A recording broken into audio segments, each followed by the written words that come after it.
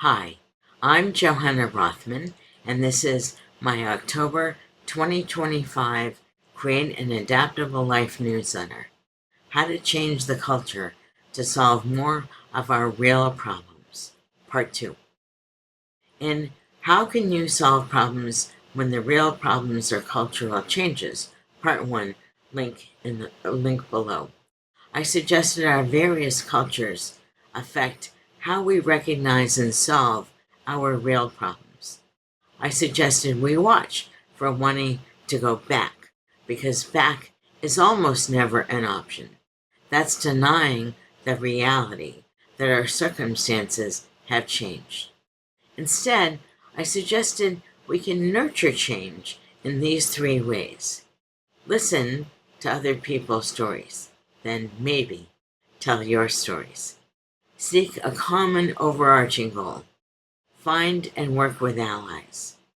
Let me start with what I mean by culture. A working definition of culture. In Napier Shine's classic work, Organizational Culture and Leadership, he says that culture is about us as humans. If you add Kurt Lewin's idea that performance is a function of the person and the environment, that culture, then we can see that culture is all of these things. What we can discuss, how we treat each other, and what we reward. This last part, reward, is especially important. When I speak, consult, or work with managers, see the Modern Management Made Easy books, I ask them to think about both the best and worst behaviors their organization tolerates. Then I ask which behaviors these managers reward. Too often, managers reward those worst behaviors. Here's an example. A single person firefighting in a supposedly agile organization. That's antithetical to agility. Why? Because agility requires that the team collaborate to produce value for the customer. When managers reward solo work, they avoid creating an agile culture. That's an example of resource efficiency culture instead of flow efficiency thinking. The more managers focus on the individual's outputs, the less autonomy, mastery, and purpose each person has, the less agility the organization can create. That's why starting with teams can never transform an organization. The culture prevents agility. That's a real problem that requires a cultural change. It's the same idea for our societal problems. In society, we trust our elected representatives to spend our tax money on what we value. That's a form of reward. And in our personal lives, we spend money on what we value. As soon as money, in the form of rewards or value, is involved, we cannot reason our way into supporting anyone's change. Data, especially other people's data, has never changed anyone's mind. Stories can. That's why I first start with stories. Ask people to tell you their stories. I start with stories because stories allow and encourage us to create as humans. At work, I start by asking teams or managers to tell me the stories of their successes. Sometimes they tell me they have no successes. That's when I explain almost everyone has had some successes, but maybe not as significant as they would have wanted. Notice, this honors their experiences without making the other person feel bad about their experience. Now they explain the outcomes they wanted and the outcomes they saw. Some of these nice people still want to talk about data, which is fine. I'm a bit of a data nerd, so I'm happy to generate and discuss relevant data. I often ask about cycle time, financial results, and customer satisfaction. That data, and possibly more, is very interesting and can offer clues about the real problems. It's not enough. We need the stories of the culture. How to uncover culture with stories. One of the best ways I know to do this is to create and use this technique, a retrospective timeline. See, the creation experience does not mirror a user's product experience. To read more, the yellow stickies on the top represent the events people found significant. Everyone can agree that those events occurred, even if everyone does not agree on the significance of those events. But the wavy lines on the bottom, those are how people felt at those times. Those are the stories we need to uncover. Notice that everyone's feelings differ. That's typical as we move through change. See, where are you in your changes? In my first post, I said that the world feels as if it's in disarray. You might not have access to a timeline. Instead, choose a specific and shared event, society, work, or personal. Then ask the other person how they felt about it. As part of that story, you will probably hear about the other person's autonomy, mastery, and purpose. That's because autonomy, mastery, and purpose directly correlate with what we can discuss, how we treat each other, and what we reward. Culture affects our ability to manage the real problems we see. How culture works with or against autonomy, mastery, and purpose. When we tell each other stories, we see how our current culture addresses, or does not, those real problems. That's because autonomy, mastery, and purpose directly correlate with what we can discuss, how we treat each other, and what we reward. The more autonomy, mastery, and purpose a person feels, even once, the less anyone can go back to what they had before.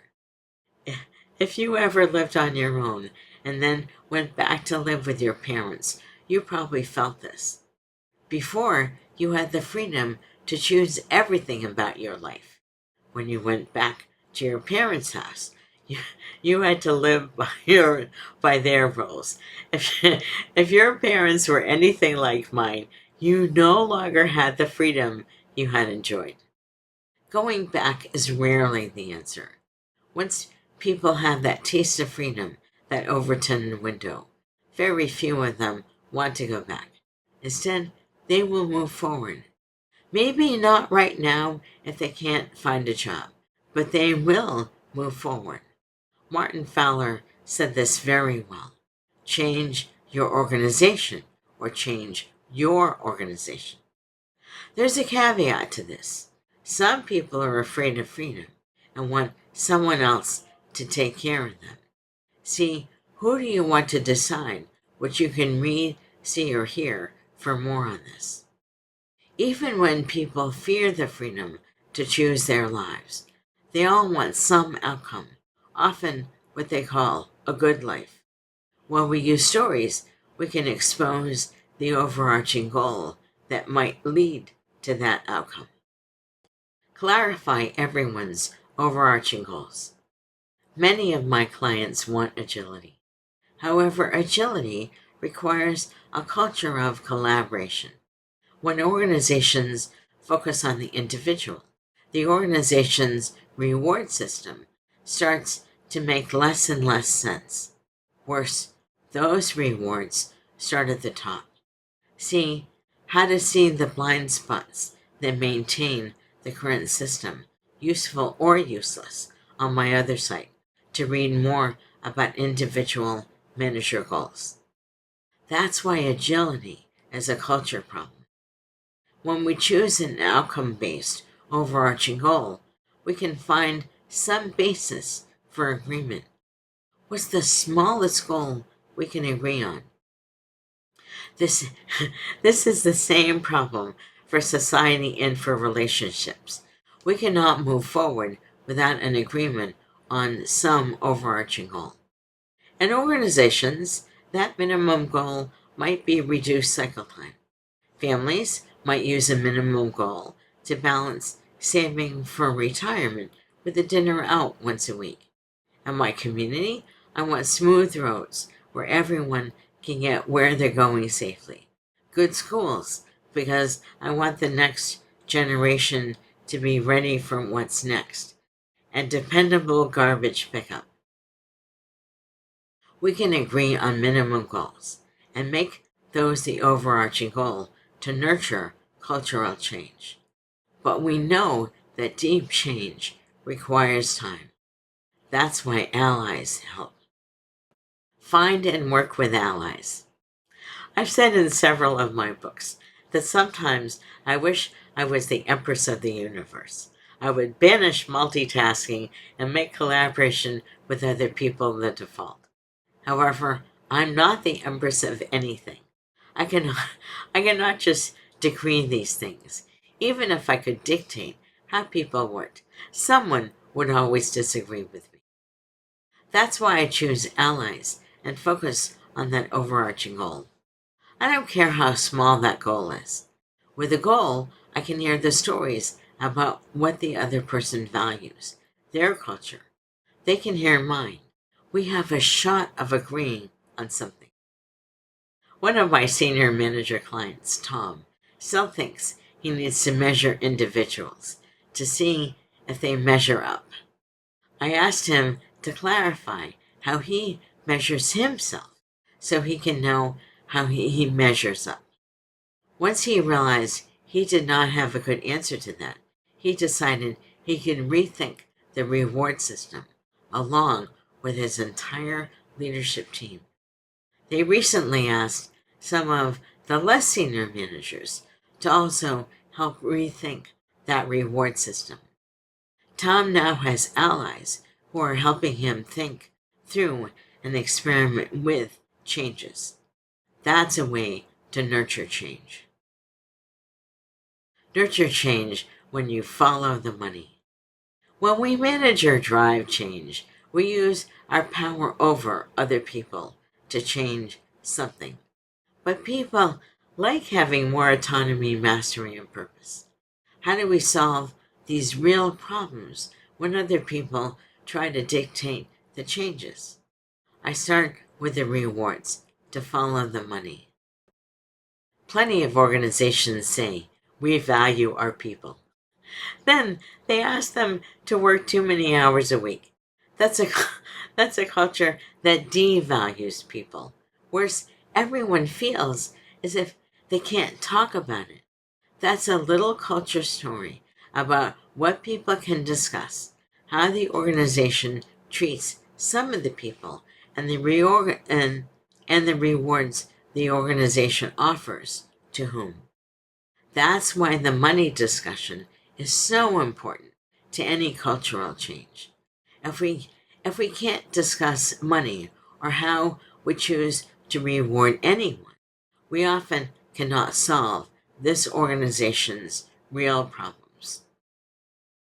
The more we nurture small changes in conjunction with an overarching goal, the more allies we create. That alliance allows us to solve some of our real problems and create a little momentum. Culture change requires forward momentum with problem solving. Here are all the ideas I've shared in this post. Acknowledge the changes. Recognize that those changes rarely allow us to go back. Acknowledge how culture, what we can discuss, how we treat each other, and what we reward, often defines our autonomy, mastery, and purpose. In addition, once we experience some freedom, very few of us want to go back. Recognize that rewards often drive behavior.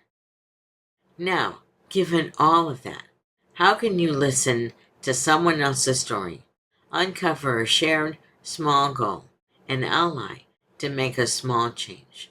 How can you then nurture that to make the next change? That is how we will find our way out of disarray. Thank you for reading. I did not expect this post to go so long. I have a link to part 1 right there. Recommended reading. I included Amazon links, and all of the links are in the permalink below. Nicholas Monum and Per Ahlstrom wrote This is Lean, Resolving the Efficiency Paradox. That's where I learned about the term flow efficiency. I recommend this terrific book to every agile-oriented person and anyone interested in organizational effectiveness. Esther Derby wrote 7 rules for positive, productive change. These rules work for personal, organizational, and societal change. Another terrific book. Linda Rising and Mary Lynn Mans wrote 2 patterns book, Fearless Change and More Fearless Change. The patterns format allows you to drop in and out of the books where you want more information. My Modern Management Made Easy books discuss flow efficiency as applied to organizations at all levels. My book, Effective Public Speaking, How to Use Content Marketing with Stories to Show Your Value, discusses how to create stories as a speaker. Our abilities to create and respond to stories allow us to influence others. I have a whole bunch of announcements about my Kickstarter for Effective Public Speaking, the Agile Network, and then a whole bunch of links to read more of Create an Adaptable Life. Thank you, and I will see you next month.